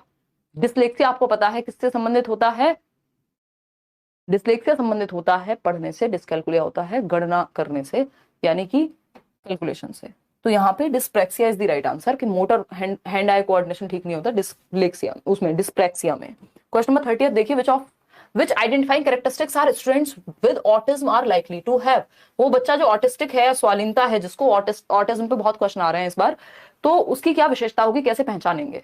भाई एक टीचर को पता तो होना चाहिए, क्लास में अलग अलग बच्चा, एक बच्चा जिसको देखने में समस्या है, तो आप देखते हैं यार वो बार बार खड़े होकर के देखता है, या आंखों को बहुत पलकें झपकाता है अपनी, या उसको कठिनाई हो रही है देखने में, गलत लिखता है नोटबुक में, तो आप पहचान जाएंगे कि बच्चे को कोई दृष्टि बाधित या विजुअल इंपेयरमेंट हो सकता है आईसाइट ही वीक हो रही हो, तो आप उसको टेस्ट करवाने को कह देंगे, है ना, पूजा ईरानी। तो ये डिफरेंट तरीके हो सकते हैं कि आप टीचर को ये लक्षण ही नहीं पता होंगे तो वो कैसे पहचानेगा? भाई डॉक्टर को ये नहीं पता कि क्या लक्षण है, और लक्षण बता करके भी डॉक्टर पहचान नहीं पाता, तो या तो टेस्ट कराएगा फिर, लेकिन लक्षण से भी तो पता लगेगा, टेस्ट करने जाने के लिए भी तो पहले लक्षण पता होने चाहिए। तो एक टीचर को लक्षण पता होने चाहिए, इसलिए आप ये पढ़ते हैं कि ऑटिज्म क्या है, एडीएचडी क्या है, या फिर गिफ्टेड बच्चा है तो कैसे पहचानना है, क्योंकि वो जल्दी कर लेगा, चीजें जल्दी से समझ लेगा, है ना, कोई और समस्या है तो कैसे पहचानना है। तो ऑटिस्टिक बच्चों को कम्युनिकेशन में डिफिकल्टी होती है, 100% सही बात है। High urge to interact with all, ये तो ऑपोजिट हो गया, ये ज्यादा घुलना मिलना पसंद नहीं करेगा, ज्यादा सोशल नहीं होगा। वेरी लो आईक्यू, ये बात एकदम गलत है कि ऑटिस्टिक बच्चे का आईक्यू कम होगा, ऐसा नहीं है कि ये बच्चे सीख नहीं सकते या इनका आईक्यू कम होता है, इंटेलिजेंट होते हैं। एडवांस्ड सोशल स्किल्स, ये तो, और पुअर सोशल स्किल्स होंगी, क्योंकि ज्यादा घुलना मिलना इनको पसंद ही नहीं है। तो कम्युनिकेशन डिफिकल्टीज, यानी संप्रेषण में कठिनाई, सिंपल बात है भाई, जिसका कम्युनिकेशन में वैसे भी समस्या है वो बहुत ज्यादा आपको सोशल नजर नहीं आएगा व्यक्ति, ये एक सामान्य सी बात है। तो कम्युनिकेशन डिफिकल्टीज या रेपिटेटिव बिहेवियर या स्टीरियोटिपिकल बिहेवियर, ये सब ऑटिज्म से जुड़े हुए हैं। Which of the following, question number 31 है, which of the following is not an identifying characteristic of students with creativity, यानी रचनात्मक बच्चे का लक्षण नहीं है, नॉट पूछा है, ध्यान से जवाब देना है। निम्नलिखित में से कौन सी सृजनात्मक विद्यार्थी की पहचान या विशेषता नहीं है? स्ट्रॉन्ग सेंस ऑफ क्यूरियोसिटी, जिज्ञासा ज्यादा होती है, ये तो विशेषता है, हमसे पूछा है क्या नहीं है। कन्वर्जेंट थिंकिंग, ये बात एकदम सही है, क्योंकि Joy Paul Gilford, JP Gilford जिनको हम कहते हैं, वो कहते हैं भाई डाइवर्जेंट थिंकिंग, दिशाओं में सोचने से कुछ नया दिमाग में आएगा ना, जो दिशाओं में सोचता ही नहीं है उसको क्या नया विचार आएगा। तो ये होता है क्रिएटिविटी से जुड़ा हुआ, है ना। कन्वर्जेंट थिंकिंग और क्रिएटिविटी साथ साथ नहीं चल सकते, सीसी नहीं हो सकता, डीसी होगा। डीसी बोले तो डाइवर्जेंट और क्रिएटिविटी, कन्वर्जेंट और क्रिएटिविटी साथ नहीं चलते, ठीक है ना, इतनी बात क्लियर है। तो यहाँ पे कन्वर्जेंट थिंकिंग जो है बिल्कुल भी एक कैरेक्टरिस्टिक नहीं है क्रिएटिविटी का, फिर भी हमें देखने पड़ेंगे बाकी options. Higher order problem solving हो सकती है क्रिएटिव बच्चे में, क्योंकि कुछ ना कुछ प्रॉब्लम या कुछ नया करने की कोशिश कर रहा होगा। नोवल इनोवेटिव आइडियाज, यानी नवाचारी विचार होंगे जो कुछ डिफरेंट होंगे। बात सही है या नहीं है? बिल्कुल सही है। वो मैंने घड़े वाला एग्जाम्पल आपको दिया था कि जो आजकल के घड़े आ रहे हैं ठंडे पानी करने वाले, मिट्टी का घड़ा जो होता है, उसमें वो एक टैब लगा करके देते हैं। ये क्या, किसी ने तो क्रिएटिविटी लगाई होगी, कोई तो प्रॉब्लम सॉल्व की होगी, कुछ तो इनोवेटिव आइडिया सोचा होगा, चाहे छोटा ही सही, ठीक है ना। थैंक यू प्रतिभा। चलिए, तो आंसर क्या होगा? अभिसारी सोच जो है वो बिल्कुल भी सही उत्तर नहीं हो सकता। क्वेश्चन नंबर 32 देखिए एक बार। क्वेश्चन नंबर 32 बड़ा क्वेश्चन है, बट ध्यान से पढ़ेंगे। असर्शन यानी कथन, इसमें बहुत आप लोग, ये पेट पे बाण मारने वाला क्वेश्चन है। कथन और तर्क। Students with attention deficit hyper activity disorder benefit from a well designed approach that reduces visual and auditory distractions, यानी वो बच्चे जिनको एडीएचडी है उनको हेल्प मिल सकती है एक वेल डिजाइंड अप्रोच से जो विजुअल एंड ऑडिटरी डिस्ट्रैक्शंस को कम करता हो, यानी सुनने में भी ज्यादा डिस्ट्रैक्शन ना हो ऐसा एनवायरमेंट, और देखने में भी डिस्ट्रैक्शन ना हो, सिंपल हो सकती हैं चीजें। बात सही है। Students with ADHD have a low concentration span and get distracted easily, ये बात भी सही है कि एडीएचडी वाले बच्चों का अटेंशन स्पैन कम होता है, तो इसलिए डिस्ट्रैक्शन कम से कम होनी चाहिए उनके अराउंड। दोनों ही बातें सही है, आसान सा सवाल है। A and R are true and R is the correct explanation of A. आगे बढ़ेंगे, क्वेश्चन नंबर 33 देखेंगे क्या कहता है। 33वां सवाल ये कहता है inclusion of students with visual impairment, वो बच्चा जो दृष्टिबाधित है उसको समावेशित करने के लिए क्या तरीके सही होंगे। अंजलि पुंडीर नाम ले लिया आपका। Books with pictures and small print, वो बच्चा जिसको देखने में समस्या है उसको स्मॉल प्रिंट की बुक्स दोगे तो क्या पढ़ेगा वो, उसको समस्या होगी, है ना। Use of tactile and other materials which are embossed, यानी उभरे हुई सामग्री, उभरे हुए मटेरियल की जिसको वो टच और फील कर सके, चाहे वो ब्रेल लिपि हो। टेक्टाइल मटेरियल भी टच एंड फील मटेरियल होता है जिसको बच्चा टच और फील करके समझ सकता है, बिल्कुल सही बात है। Use of tactile and other materials which are embossed, उभरे हुए हो जो, भाई इस पे कुछ उभरा हुआ नहीं है, अगर यहाँ उभरा हुआ होगा तो जो बच्चा देख नहीं सकता वो भी टच करके पढ़ लेगा, ब्रेल लिपि में यही तो होता है। Restriction on usages of assistive technology, भाई असिस्टिव टेक्नोलॉजी का यूज करने दो। कोई ऐसा डिवाइस जो अभी हमने लास्ट क्वेश्चन किया था, लास्ट मतलब बीच में, कि कोई डिवाइस जो स्क्रीन पे क्या लिखा है उसको पढ़ के बता देगा तो बच्चा सुन तो लेगा कम से कम, क्योंकि देख नहीं सकता। तो असिस्टिव टेक्नोलॉजी तो हेल्पफुल होती है ऐसे बच्चे के लिए। Use of sign language by teacher and peers, sign language जिस बच्चे को दिखाई नहीं देता उसके सामने आप साइन लैंग्वेज का यूज करेंगे उसको कहां से समझ में आएगा। साइन लैंग्वेज जो बच्चे सुन नहीं सकते या बोल नहीं सकते उनके लिए इस्तेमाल होती है, डेफ एंड डम बच्चों के लिए, ठीक है जी। तो आंसर क्या हुआ, बी ऑप्शन, स्पर्शक सामग्री या फिर उभरी हुई सामग्री जिसको टच करके स्पर्श करके पढ़ सके, टेक्टाइल मटेरियल जिसको हम कह देते हैं। क्वेश्चन नंबर 34 देखिएगा, identifying features of creativity, again creativity पे सिंपल क्वेश्चंस हैं। कंफर्मिटी, कंफर्मिटी होती है कि आपने मान लिया सामने वाले ने जो कहा या जो आपके सामने जो चला आ रहा है आपने कंफर्मिटी दिखा दी, इससे क्रिएटिविटी या कुछ नया निकल के नहीं आता, इससे तो बस आप लीक, लकीर के फकीर जिसको बोलते हैं, मतलब आप उसी चीज पे चलते रहेंगे जो पहले से चली आ रही है, कंफर्मिटी से कुछ नया नहीं निकलता, है ना, कि ये तो ऐसे ही होता है। अब जब ऐसे ही होता है आपने मान लिया तो आप कुछ नया नहीं कर पाएंगे फिर, ठीक। किसी ने सोचा होगा कि ऐसे क्यों होता है, ऐसे क्यों नहीं हो सकता, तो क्रिएटिविटी वहां से आती है। कन्वर्जेंट थिंकिंग, कन्वर्जेंट थिंकिंग और क्रिएटिविटी का कोई रिश्ता नहीं है, सीसी साथ नहीं चलता, डीसी चलता है, ये याद रखिएगा। डीसी बोले तो डाइवर्जेंट और क्रिएटिविटी एक साथ चलते हैं, डाइवर्जेंट थिंकिंग और क्रिएटिविटी। तो डाइवर्जेंट थिंकिंग कहां है, यहाँ पे, तो हम समझ गए कि यही होगा। Hypothetical deductive reasoning, higher mental abilities, scientific thinking, उन सब के लिए यूज होती है, ना कि क्रिएटिविटी के लिए। हेल्पफुल हो सकती है क्रिएटिविटी में, बट डायरेक्ट संबंध नहीं है, तो C option is right answer. दिशा में सोचना, ओपन एंडेड थॉट रखना। क्वेश्चन नंबर 35 देखिए, ये क्या कहता है भाई, ये कहता है inclusive education in schools should, यानी समावेशी शिक्षा जो है स्कूल्स में उसको क्या कैसे हम देखते हैं, बताओ एक बार। तो अभी तो पढ़ ही लो, विद्यालयों में समावेशी शिक्षा aim at eliminating the discriminatory and exclusionary practices that are a result of an attitude towards an individual or a group, यानी कि इंक्लूसिव एजुकेशन एलिमिनेट करने की कोशिश करती है ऐसा व्यवहार जो एक्सक्लूजन लाता हो, अलग थलग करता हो, बच्चे में भेदभाव करता हो, डिस्क्रिमिनेशन करता हो, बिल्कुल सही बात है। Identify classify and appropriately label group of children, label नहीं लगना, ठप्पा नहीं लगाना बच्चे पे। Make provisions for special education, नहीं, इंक्लूसिव एजुकेशन में स्पेशल एजुकेशन होती है, ब्लाइंड स्कूल अलग हो गया ब्लाइंड बच्चों के लिए, डेफ एंड डम बच्चे के लिए अलग हो गया, इंक्लूसिव में हर तरह का बच्चा बैठा होता है, तो स्पेशल एजुकेशन नहीं, यहाँ पे इंक्लूसिव एजुकेशन लेकर आनी है, सेग्रीगेट करना ही नहीं होता बच्चे को। तो एक ही ऑप्शन पॉजिटिव है कि हम क्या कर रहे हैं, एलिमिनेट कर रहे हैं प्रॉब्लम्स को या ऐसी प्रैक्टिसेस को जो बच्चे को अलग थलग कर रही हैं, तो ए ऑप्शन सही था। क्वेश्चन नंबर 36 देखेंगे, teachers can encourage children to think creatively, कैसे टीचर्स जो हैं वो बच्चे को रचनात्मक ढंग से सीखने के लिए प्रोत्साहित कर सकते हैं। देखिए ये सारे टॉपिक इंक्लूसिव एजुकेशन में ही है, चाहे वो गिफ्टेडनेस हो, लर्निंग डिसेबिलिटी हो, चाहे वो ऑटिस्टिक बच्चा हो, डिसलेक्सिक बच्चा हो, है ना, ADHD, autism, dyslexia, dyspraxia, dysgraphia, dysmorphia, बहुत सारे हैं, डिसलेक्सिया तो हम पढ़ ही चुके हैं, आपके यहाँ लिमिटेड ही आते हैं। तो ये सारे जो हैं, या गिफ्टेडनेस या क्रिएटिविटी, हर तरह का बच्चा इंक्लूसिव क्लासरूम में है, इसलिए हम ये सब इसी टॉपिक के अंदर पढ़ रहे हैं, है ना। हमें लगता है ये अलग से टॉपिक है लर्निंग डिसेबिलिटी, नहीं, ये इंक्लूसिव एजुकेशन के अंदर ही आता है। बैचेस में भी हम ऐसे डिस्कस करते हैं। Asking them to think of different ways to solve a problem, बिल्कुल सही बात है। क्रिएटिविटी का मतलब है कुछ नए ढंग से किसी समस्या का समाधान लाना, जो चला आ रहा है कंफर्मिटी नहीं, कुछ डिफरेंट, कुछ आउट ऑफ द बॉक्स सोचना, है ना। आस्किंग देम टू मेमोराइज, रटना नहीं है यहाँ पे, कुछ डिफरेंट सोचना है। रिकॉल करने में तो क्या लगता है, आपने किसी का नंबर याद किया, उसको रिकॉल करके बता दिया, क्या नया किया, नया करने में नए तरीके सोचने होते हैं, किसी समस्या को समाधान के डिफरेंट वेज सोचने होते हैं। Asking them to focus on only one aspect, नहीं, different aspects of a divergent thinking चाहिए। तो उन्हें किसी समस्या को हल करने के विभिन्न तरीके क्या हो सकते हैं, उस चीज के लिए अगर बढ़ावा देंगे तो क्रिएटिविटी निकल करके आएगी क्लासरूम में। क्वेश्चन नंबर 37 देख लीजिए एक बार, क्या कहता है ये, to cater to diversity in a classroom the teachers should focus on, यानी हमें पता है कि विभिन्नता है बच्चों की, कक्षा में विविधता को पोषित करने के लिए हम क्या करेंगे, सेग्रीगेट कर देंगे बच्चों को। शर्म नहीं आती ये जवाब देते हुए, ढूंढ लो यार कहीं पानी थोड़ा बहुत, चलो ठीक दे दिया, ए ऑप्शन दे रहे थे पहले सारे के सारे, डरा देते हो यार, मतलब क्वेश्चन आते पहले बस ए ही टेस्ट करना होता है, सेग्रीगेशन तो बिल्कुल उल्टा हो जाता है इसका, अलग कर देंगे, लेबल कर देना, दोनों नेगेटिव वर्ड हैं। नेगेटिव डिस्क्रिमिनेशन, ये तो खराब बात हो गई।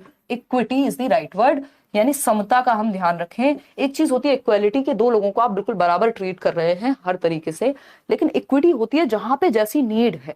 इक्विटी बेस्ड ही है जितने भी रिजर्वेशन सिस्टम है, या फिर अगर हम बात कर रहे हैं अभी बिहार में क्या है कि महिलाओं को एक्स्ट्रा कुछ रिजर्वेशन है गवर्नमेंट जॉब्स में, उसका रीजन है कि आप इक्वालिटी की बात तब करोगे ना जब दोनों लोग सेम लेवल पे खड़े होंगे। एक को आपने पहले से दबा के रखा है तो उसको फिर ऊपर उठाने के लिए भी तो एक्स्ट्रा एफर्ट्स लगेंगे।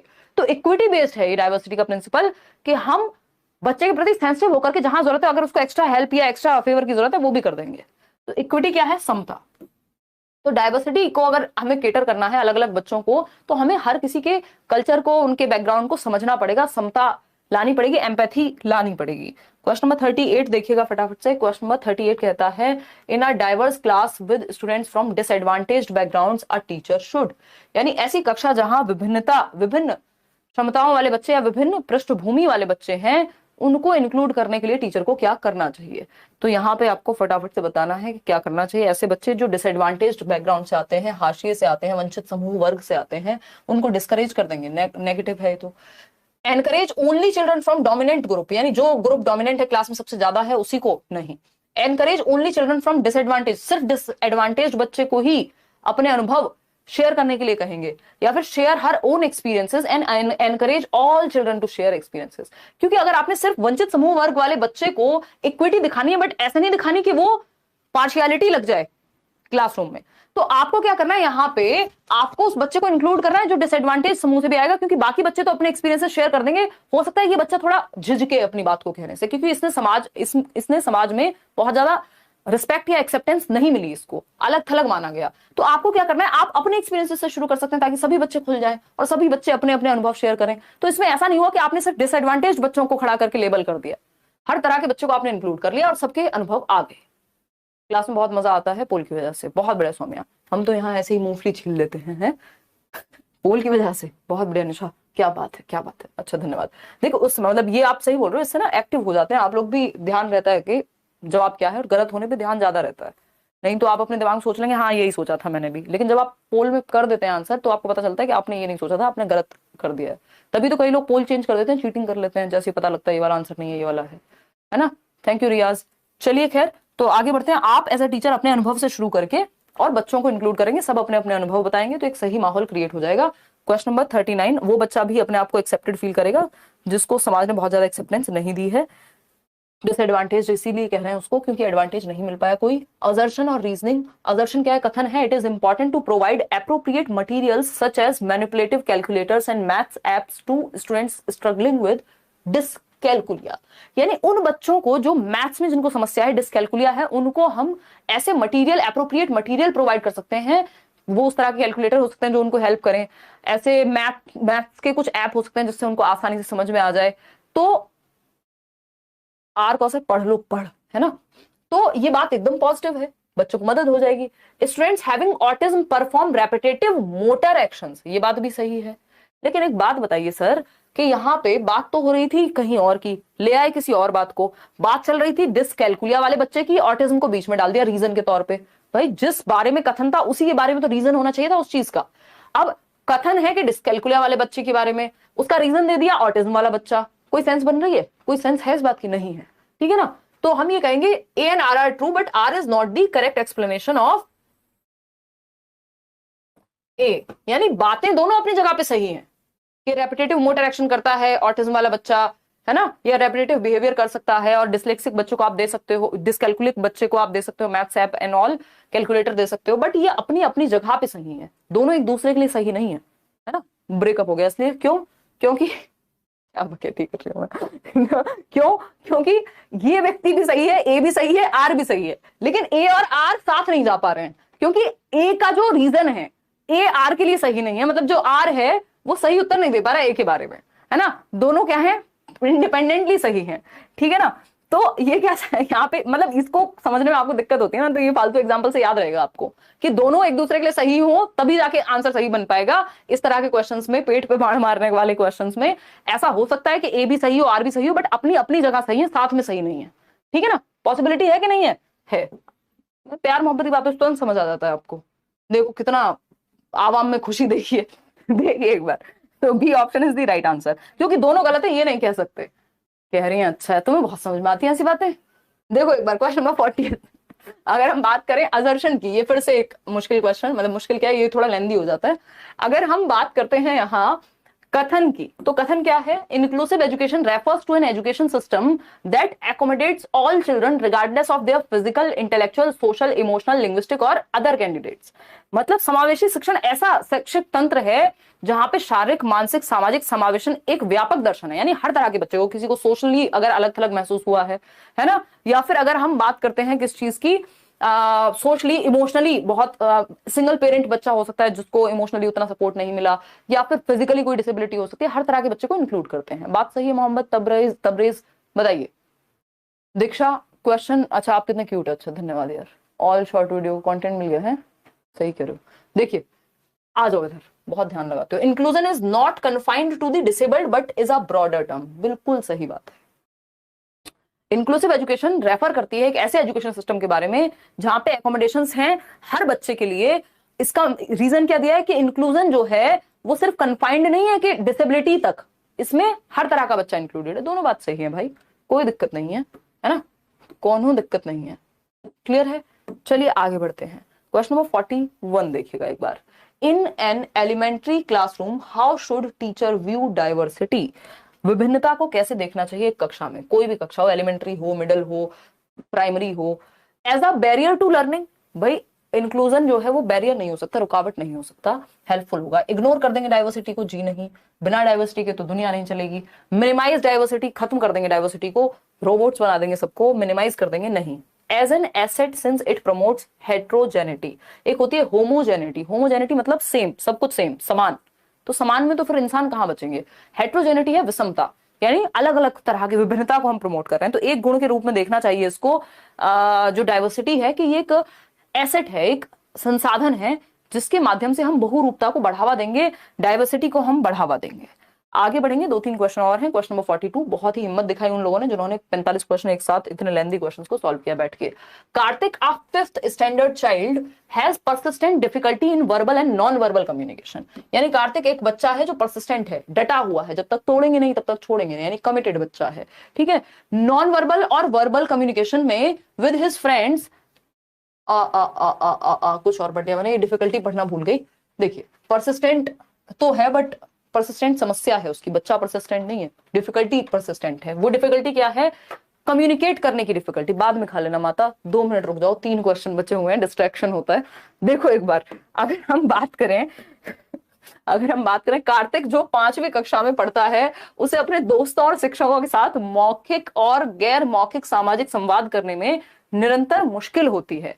यानी एक बच्चा जो है कार्तिक, उसको संवाद में, कम्युनिकेशन में डिफिकल्टी होती है जब वो अपने साथियों के साथ कम्युनिकेशन करता है, तो बार बार, मतलब लगातार है, ये चीज परसिस्टेंट है। कभी कभार तो ऐसा होता है, मान लो आज मैं स्ट्रेस्ड हूं या किसी दिन तबियत खराब है, तो आप कम्युनिकेशन आपकी थोड़ी, आप कहना कुछ चाहते हैं निकल कुछ रहा होता है, ऐसा पॉसिबल है। लेकिन परसिस्टेंट मतलब हर दिन या लगभग हर बार समस्या है, दैट मीन्स कहीं ना कहीं कोई समस्या है। तो ये किस चीज का कैरेक्टरिस्टिक हो गया, डिस्ग्राफिया का या ऑटिज्म का? ये ऑटिज्म का कैरेक्टरिस्टिक है, क्योंकि इनको कम्युनिकेशन में लगातार समस्या होती है, कम्युनिकेशन की प्रॉब्लम इनको रहती है, रेपिटेटिव बिहेवियर रहता है। तो डिस्कैल्कुलिया, डिसलेक्सिया में ऐसा नहीं होता, डिस्ग्राफिया में भी नहीं होता, ये लिखने पढ़ने से संबंधित है, लेकिन यहाँ संवाद की बात हो रही है, तो ये ऑटिस्टिक बच्चा हो गया। आगे बढ़ेंगे क्वेश्चन नंबर 43 पर, देखिएगा जवाब दीजिएगा क्या कहता है question number 43। Which of the following are effective accommodations in the classroom environment as per the needs of students with visual challenge? वो बच्चे जो दृष्टिबाधित हैं उनको इंक्लूड करने का सही तरीका कौन सा हो सकता है? पहला ऑप्शन है eliminate unnecessary obstacles from classroom. बिल्कुल सही बात है, जो फालतू के ऑब्स्टेकल्स हैं, परेशानियां हैं क्लासरूम में, उन बच्चों के लिए जिनको देखने में समस्या है या वो पीछे बैठते हैं तो उनको आगे बिठा लीजिए, ये सब ऑब्स्टेकल एलिमिनेट कर देंगे, सही है। Use a variety of visual presentation, variety of visual presentation, ये उतना संभव नहीं लग रहा, बट ठीक है, पूरी तरह से नकार भी नहीं सकते। फिर देखते हैं और next, give a lot of hand out having mind maps, मतलब हैंड आउट्स देंगे उस बच्चे को जिसको देखने में समस्या है, नहीं। Provide recorded material to supplement classroom teaching, ये बात भी सही लग रही है मुझे। तो फर्स्ट और फोर्थ यहाँ सही लग रहे हैं, सेकंड और थर्ड उतने बढ़िया नहीं है कि जिस बच्चे को देखने में दिक्कत है उसको विजुअल सामग्री देंगे, वो उतनी बढ़िया बात नहीं कहलाएगी। तो सी ऑप्शन के साथ हम यहाँ चले गए हैं। सेकंड लास्ट क्वेश्चन है आज के लिए, an identifying characteristic of creativity. पता नहीं क्रिएटिविटी पे कितने क्वेश्चन आज पूछ लिए गए हैं। रचनात्मकता की एक विशेषता बतानी है, divergent thinking, the ability to propose many different ideas और आंसर्स, यानी अपसारी चिंतन, कई अलग अलग दिशाओं में सोचने की क्षमता। ब्रेनस्टॉर्मिंग, बुद्धिशीलता भी इसी से जुड़ा हुआ है। लेटरल थिंकिंग भी इसी से जुड़ा हुआ है। Out of the box thinking भी इसी से जुड़ा हुआ है कि आप दिशाओं में सोच पाते हैं। ओपन एंडेड थॉट है आपके पास। ठीक है, बहुत बढ़िया प्रगति गुप्ता। तो एबिलिटी ऑफ पैसिव, बच्चों को पैसिव रखना ही नहीं होता। कन्वर्जेंट और क्रिएटिविटी सीसी साथ में नहीं चलते, डीसी साथ में चलते हैं, याद रखना है। स्किल टू रोट मेमोराइजेशन, रट्टा लगवाना ही नहीं है। तो बाकी ऑप्शन तो वैसे ही नेगेटिव है, एक ही ऑप्शन पॉजिटिव है, ए ऑप्शन। आगे बढ़ेंगे, क्वेश्चन नंबर 45, ये है लास्ट क्वेश्चन, देखिएगा। If a teacher wants to assess creativity of students she should avoid, यानी आपको आकलन करना है बच्चे की रचनात्मकता की कि वो कितना कुछ नया कर सकता है। इस बात का आकलन करने के लिए आपको क्या अवॉइड करना चाहिए? पहला ऑप्शन है फोकस करना चाहिए on process rather than product, यानी जो प्रक्रिया है, बच्चे सोचता किस तरह से, जब वो प्रॉब्लम का सॉल्यूशन दे रहा होता है तो किस तरह से दे रहा है, वो किसी चीज को देखता किस तरह से है, उस पर फोकस होना चाहिए, ना कि रिजल्ट क्या लेके आया वो। बात तो सही है, ऐसी क्रिएटिविटी निकल के आती है। Comparing the students with each other, ये तो एकदम खराब तरीका हो गया। Comparing the students with their previous performance, ये भी नहीं करना चाहिए, लेकिन ये तो किसी भी बच्चे के लिए नहीं करना चाहिए। यहां बात किसकी हो रही थी? बात हो रही थी क्रिएटिव बच्चे की। हालांकि इसमें भी इन्होंने एक फ्री का नंबर दे दिया है, लेकिन ये क्योंकि किसी भी बच्चे के लिए करना सही नहीं है, लेकिन यहाँ क्रिएटिविटी स्पेसिफिकली बात हो रही है, तो क्रिएटिव बच्चे के लिए क्या करना सही नहीं है वो ढूंढना है। Giving opportunity for self assessment, ये बात भी सही है, ये बात भी आपकी सही है। तो ये ऑप्शन जो है, ये इसमें इसलिए इन्होंने फ्री का नंबर दिया क्योंकि 3 ऑप्शन जो है वो सही दे दिए हैं, मतलब ऐसे जो होने ही नहीं चाहिए। एक ऑप्शन है जिसको इन्होंने कहीं और ही लेकर के चले गए। तो अवॉइड क्या करना है? Focusing on process rather than product. फिर एक ही ऑप्शन बचता है इसमें कि हम ए को चूज कर लें, बाकी तो जो है इसमें फ्री का नंबर ही मिलेगा। तो ए चूज कर सकते हैं आप इस केस में कि आपको अवॉइड नहीं करेंगे, बट प्रोसेस वाला असेस करते समय फोकसिंग ऑन रेदर, मतलब ये फ्री वाला ही नंबर है, इसमें कोई एक जवाब हो नहीं सकता। या तो इनको ये नॉट लिखना चाहिए, तब जाकर के एक ऑप्शन हम ये चूज कर लेंगे, और बाकी 3 मतलब कुछ तो इनको कॉम्बिनेशन देना चाहिए था। इसका कोई सही जवाब अभी धरती पे उपलब्ध नहीं है, अब डेली मिलेंगे, ठीक है ना। चलिए बाकी